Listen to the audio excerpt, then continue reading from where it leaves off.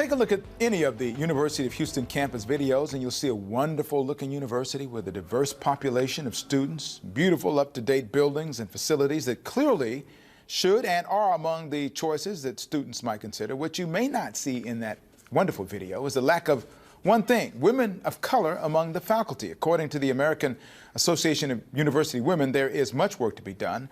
Black women making up approximately 5.2% of United States faculty, and just 6.6% are Latinx.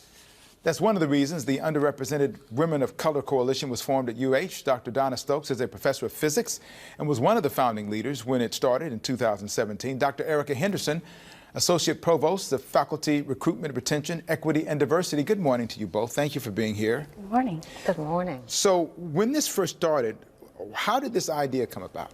So the idea came about from a conversation with one of our other leaders, Dr. May, who had a conversation with then Provost Short about just the lack of resources and support that underrepresented women were receiving as faculty within the institution, within the academy.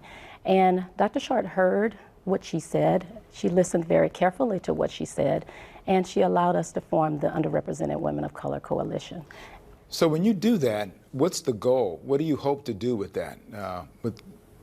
Yes, the goal is to support women of color on their journey in academia, because oftentimes we may be siloed and the only person of color in our departments or even in our colleges.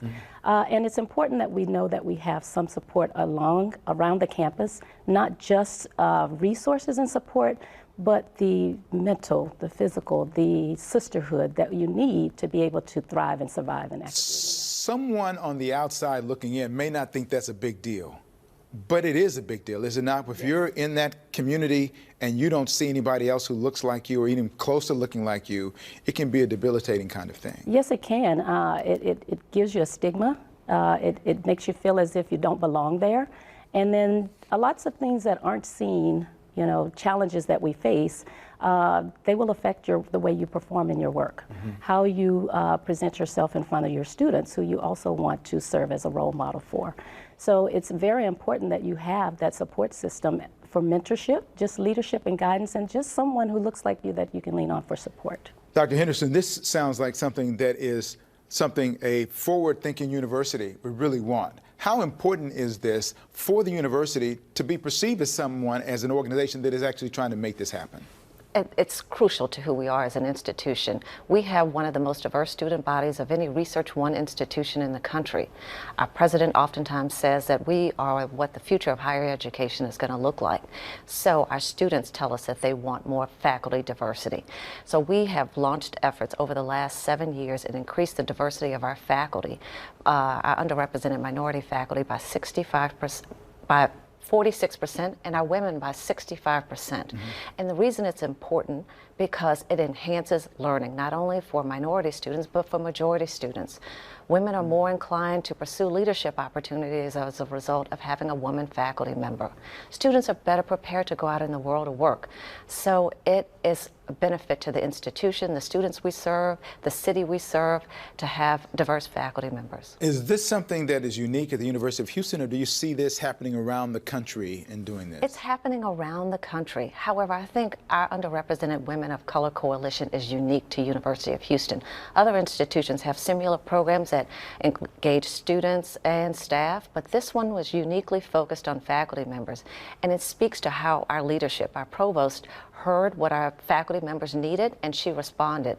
And another unique component is ours is designed and operated based on their perspective. So it's not a top-down. We really listen to our faculty members and respond to their needs. You would want at some point in time to have more of people of color within the faculty, and that means, of course, you have to groom them. They have to be able to see.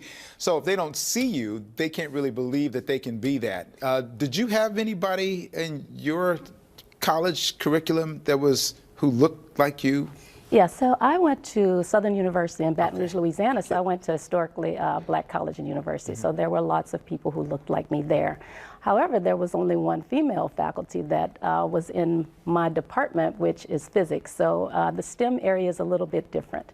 But it was so great to have her there, because it gave me the opportunity to see that that was a job that I could attain to have. So that is kind of unique too. You brought that point out that it's not just color, it's women of color. It's a whole different, unique subset, because we know women run the world. If anybody doesn't know that, let me tell you now, women do run the world.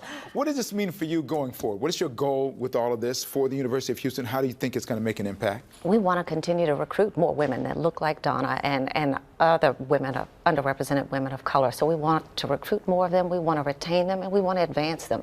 We want them to pursue, to become full professors, take on leadership opportunities. So it will be invaluable for the future of our institution. It is just one of the things that makes the University of Houston a unique and wonderful school in this community. So thank you for what you're doing. I look forward to hearing more about the growth of this organization. Anything else you guys want to do that we need to talk about, you know, you're welcome to come back.